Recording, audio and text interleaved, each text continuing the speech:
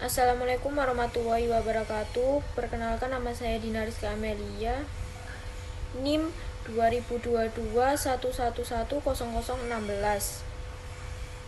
Saya akan menjawab pertanyaan nomor 1. Islam pernah mencapai kejayaan peradaban selama kurang lebih 700 tahun atau 7 abad, khususnya pada zaman dinasti Abbasiyah. A. Jelaskan bukti-bukti kejayaan Islam di zaman dinasti Abbasiyah. Zaman dinasti Abbasiyah memang merupakan puncak keemasan peradaban Islam.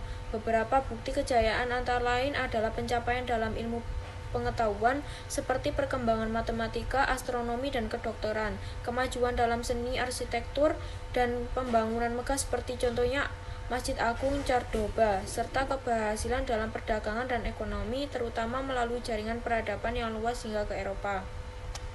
Yang B, mengapa peradaban Islam setelah itu mengalami kemunduran sampai sekarang? Jelaskan. Penurunan peradaban Islam setelah zaman dinasti Abbasiyah bisa disebabkan oleh beberapa faktor. Salah satunya adalah penurunan dalam pengembangan ilmu pengetahuan dan pendidikan yang mempengaruhi kemajuan teknologi dan inovasi. Serta itu konflik internal, serangan dari luar, dan penaklukan oleh kekuatan asing juga berperan dalam kemunduran tersebut. Perubahan sosial dan politik serta pergeseran dalam nilai-nilai budaya juga ikut memainkan peran dalam penurunan peradaban Islam. Pertanyaan nomor 2. Perkembangan dunia modern ditandai antara lain berkembangnya ipteks. A. Bagaimana hubungan antara ipteks dengan Islam? Jelaskan. Pada zaman kejayaan peradaban Islam seperti pada masa dinasti Abbasiyah, terdapat kontribusi besar dalam bidang ilmu pengetahuan, matematika, astronomi, kedokteran, dan seni. Banyak ilmuwan muslim yang melakukan penelitian dan membuat penemuan yang signifikan dalam berbagai bidang tersebut. Sejumlah konsep dan penemuan dari dunia Islam kemudian diadopsi dan dikembangkan lebih lanjut dalam perkembangan ipteks di dunia modern. Oleh karena itu, Islam memiliki hubungan sejarah yang kaya dengan ipteks yang mempengaruhi perkembangan pengetahuan dan teknologi hingga saat ini. Pertanyaan yang B, bagaimana pendapat saudara sebagai seorang muslim tentang ipteks? Sebagai seorang muslim, saya melihat ipteks sebagai sarana yang penting untuk memajukan kehidupan manusia dan mengatasi berbagai tantangan yang dihadapi umat manusia di zaman modern ini. Islam mendorong umatnya untuk mengejar ilmu pengetahuan, teknologi, dan seni, sebagaimana tercantum dalam Al-Quran dan hadis Nabi Muhammad SAW. Perkenalkan, saya Dinda Safitri dengan NIM 2022111008. Saya akan menjawab pertanyaan nomor 3 dan 4. Pertanyaan nomor 3. Pada umumnya, masyarakat menganggap bahwa ilmu itu bebas nilai. A. Bagaimana menurut pandangan Islam? Jelaskan. Jadi, dalam pandangan Islam, ilmu tidak dianggap bebas nilai. Sebaliknya, ilmu dalam Islam selalu terkait dengan nilai-nilai norma dan etika yang bersumber dari ajaran agama. Islam menekankan bahwa ilmu harus digunakan untuk kebaikan dan kemaslahatan umat manusia, serta untuk mendekatkan diri kepada Allah Subhanahu wa taala. Ilmu yang diperoleh harus bermanfaat dan tidak merugikan orang lain. Al-Quran dan hadis banyak menekankan pentingnya ilmu yang berkaitan dengan amal yang baik dan memberikan manfaat bagi sesama. Sebagai contoh, dalam surat Al-Baqarah ayat 269, Allah Subhanahu wa taala berfirman bahwa Dia memberikan hikmah kepada siapa yang Dia kehendaki, dan siapa yang diberi hikmah sesungguhnya telah diberikan kebajikan yang banyak.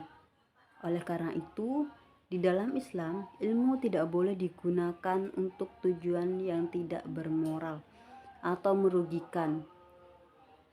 B. Bagaimana bentuk tanggung jawab ilmuwan muslim? Jelaskan. 1.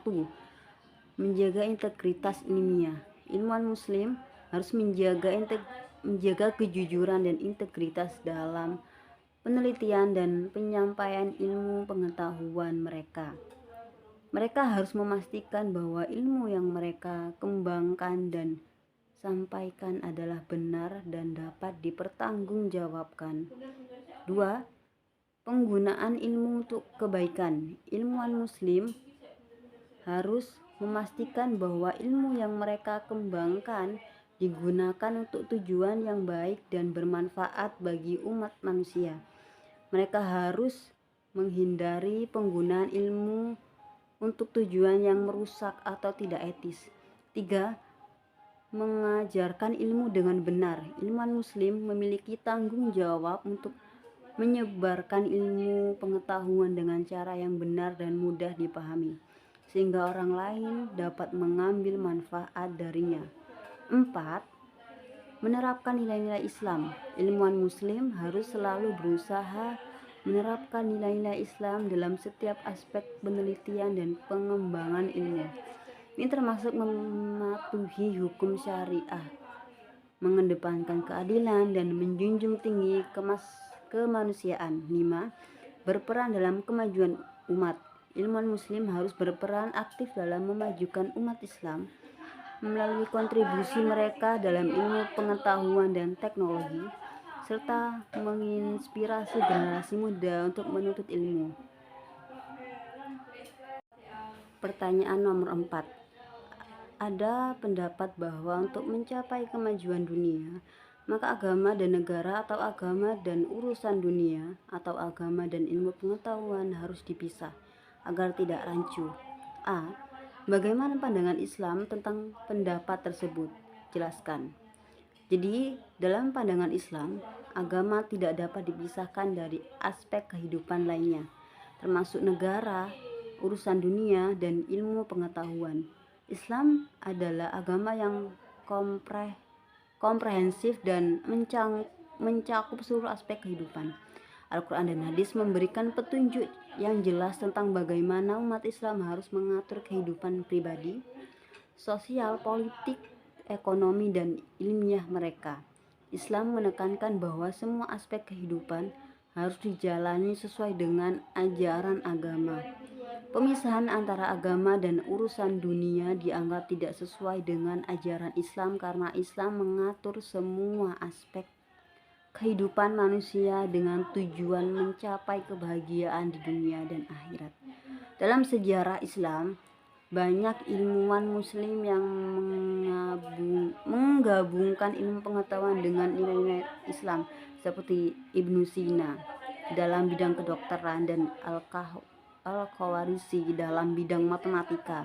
Sebagai contoh, dalam surat Al-Baqarah ayat 208, Allah Subhanahu wa taala berfirman, "Wahai orang-orang yang beriman, masuklah ke dalam Islam secara keseluruhan." Ayat ini menunjukkan bahwa Islam harus diterapkan dalam seluruh aspek kehidupan tanpa pemisahan. B. Bagaimana pendapat saudara sendiri? Jelaskan dengan dalil, ayat, atau hadis. Menurut saya, bahwa integritas antara agama dan semua aspek kehidupan adalah esensial untuk mencapai kemajuan yang holistik dan bermakna. Memisahkan agama dari urusan negara, dunia, dan ilmu pengetahuan dapat menghilangkan panduan moral dan etika yang penting dalam menjalankan kehidupan yang seimbang dan adil. Dalil yang mendukung pandangan ini salah satunya ada pada hadis Nabi Muhammad SAW. Barang siapa yang menempuh suatu jalan untuk mencari ilmu, maka Allah memudahkan baginya jalan menuju surga. Hadis riwayat Muslim. Hadis ini menegaskan bahwa pencarian ilmu adalah ibadah dan harus dilakukan dengan niat yang lurus serta dalam kerangka ajaran Islam. Ilmu yang dicari dan digunakan dengan niat yang benar akan membawa kepada kebaikan di dunia dan akhirat. Assalamualaikum warahmatullahi wabarakatuh. Perkenalkan, nama saya Ahmad Iram Yulianto. Saya dari kelas PBSI 2022 dengan nomor NIM 202211100003. Saya akan menjawab soal nomor 5, yaitu terjemah surat Al-Alaq ayat 1 sampai ayat 5. Ayat 1 yang berbunyi, bacalah wahai Muhammad dengan nama Tuhanmu yang menciptakan. Ayat 2 yang berbunyi, dia menciptakan manusia dari segumpal darah. Ayat 3 yang berbunyi, bacalah dan Tuhanmu lah yang maha pemurah. Ayat 4 yang mengajarkan manusia dengan perantaraan pena. Ayat 5, dia yang mengajarkan kepada manusia apa yang tidak diketahuinya. Selanjutnya saya akan menjawab soal nomor 5B. Jelaskan kandungan dan kesimpulan dari firman Allah tersebut. Jelaskan. Kandungan. Perintah untuk membaca ayat pertama adalah perintah langsung kepada Nabi Muhammad untuk membaca. Ini menunjukkan betapa pentingnya ilmu pengetahuan, baik itu pengetahuan agama maupun pengetahuan dunia. Penciptaan manusia. Ayat kedua menggambarkan asal-usul manusia yang diciptakan dari segumpal darah. Ini menegaskan bahwa manusia adalah ciptaan Allah Subhanahu wa taala dan bahwa Allah memiliki kekuasaan mutlak dalam penciptaan dan pemeliharaan. Ayat ketiga, sifat Allah yang maha pemurah. Ayat ketiga menyebutkan sifat Allah sebagai yang maha pemurah. Ini mengingatkan kita bahwa pengetahuan dan diberikan Allah kepada manusia adalah sebagai rahmatnya dan kita harus bersyukur atas nikmat ini. Ayat keempat, pengajaran dengan pena. Ayat keempat menyoroti pentingnya pendidikan dan pembelajaran dengan menyebutkan pena sebagai alat pengajaran yang diberikan oleh Allah kepada manusia. Ayat kelima, kesadaran dan keterbatasan manusia. Ayat kelima menekankan bahwa manusia secara alami tidak mengetahui segalanya dan bahwa Allah adalah sumber segala pengetahuan. Kesimpulan dari ayat-ayat ini kita dapat menyimpulkan beberapa hal penting. Pentingnya ilmu pengetahuan, penghormatan terhadap sumber ilmu, keterbukaan dan kepedulian, kesadaran dan keterbatasan. Dengan demikian, surat Al-Alaq ayat 1 sampai 5 memberikan dasar yang kuat bagi pentingnya pengetahuan, pendidikan dan pemahaman dalam Islam, serta mengingatkan kita akan sumber segala pengetahuan yang ada di tangan Allah Subhanahu wa taala. Sekian, terima kasih. Assalamualaikum warahmatullahi wabarakatuh.